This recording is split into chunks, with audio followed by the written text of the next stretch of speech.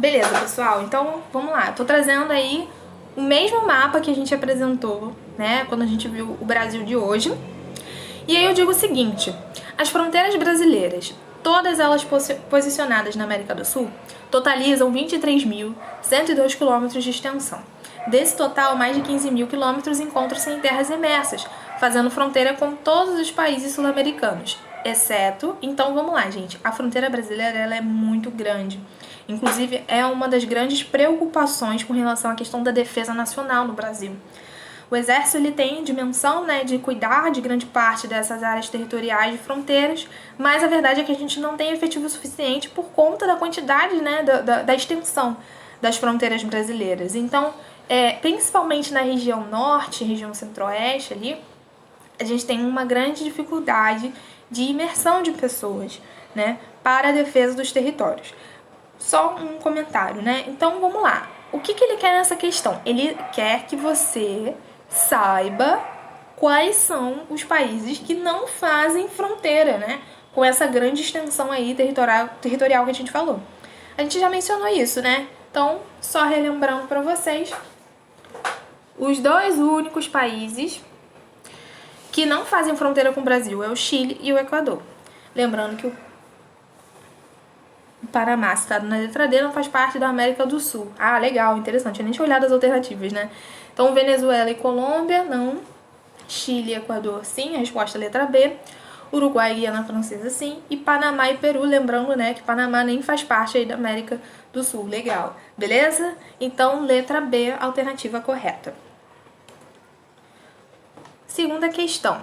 No Brasil colônia, a pecuária teve um papel decisivo em qual situação? Ocupação de áreas litorâneas, a gente viu que quem ocupou as áreas litorâneas era, na verdade, as plantações, né, os cultivos. Vamos dar uma olhadinha nos mapas pra gente relembrar? Pois é, Brasil colônia, a gente tem aí os dois mapas sínteses, né, que a gente viu do século XVII e século XVIII, que representam as principais atividades econômicas. Então, áreas litorâneas, a gente sabe que ficou mais pautado nas atividades agrárias, né? Extração da cana-de-açúcar, né? Extração de algodão, o pau-brasil, algumas áreas de mineração, mas, enfim, indo mais adiante as áreas interiores. E a gente viu que a ocupação litorânea, então, não pode ser pecuária. B. Expulsão de assalariados no campo. A gente não estava falando disso ainda nessa época. Nessa época, no período colônia, a gente tinha aí mão de obra escrava, né? Então, não é pertencente a esse período. Formação e exploração de minifúndios. A gente não tinha ainda delimitação de terras, né? Mas a gente sabe que para fazer exploração de pecuária, enfim, tinha que ser uma área de grande área, coisa que não é o que a gente está falando. Fixação do escravo na agricultura. Mas ele está falando de pecuária, então também não faz sentido, né? O escravo na agricultura não tem relação com o papel da pecuária.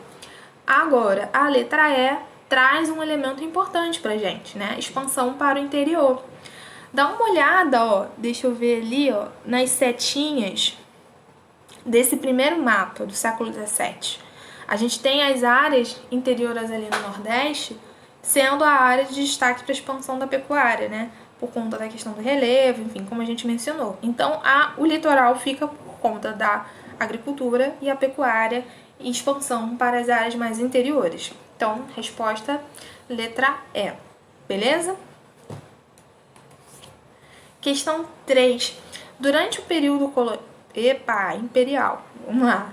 Durante o período imperial, houve uma onda de ocupação do interior do Brasil em função de uma nova atividade econômica que iria se tornar a principal fonte de riquezas do país no final do século XIX. A gente já falou dela aqui, o grande destaque do período imperial. A partir dessa informação, responda a seguinte: quais foram as regiões ocupadas? E B, qual a atividade econômica que motivou esta ocupação? Então, ó, relembrando para você, período imperial, a gente deu o destaque para quem? Para o Vale do Paraíba. Então, quais foram as regiões ocupadas? Você poderia falar Sudeste, Vale do Paraíba, Eixo Rio-São Paulo, enfim. E a atividade econômica é o café. tá? Então, quais são as respostas aí que são esperadas? Letra A, as regiões ocupadas. Vale do Paraíba, área situada entre Rio de Janeiro e São Paulo. E a atividade econômica que motivou a ocupação foi a expansão do café. Beleza? Questão 4. Por que o Brasil é um país tão diverso do ponto de vista da sua população?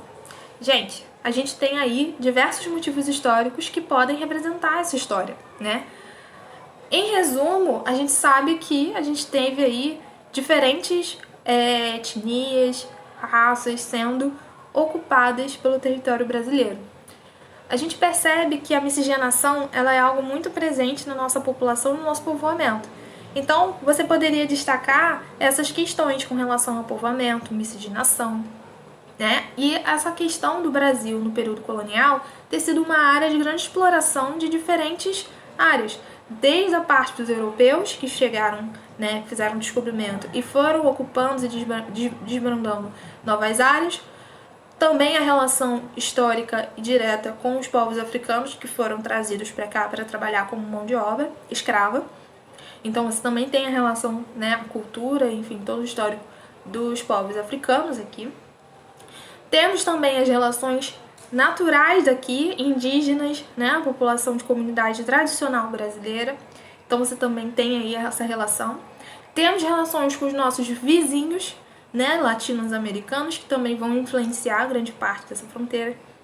Temos a imigração para o sul também muito marcante, né, de imigrantes europeus, alemãos, italianos, holandeses, suíços, em algumas regiões de serras também, né, no eixo também aqui do sudeste.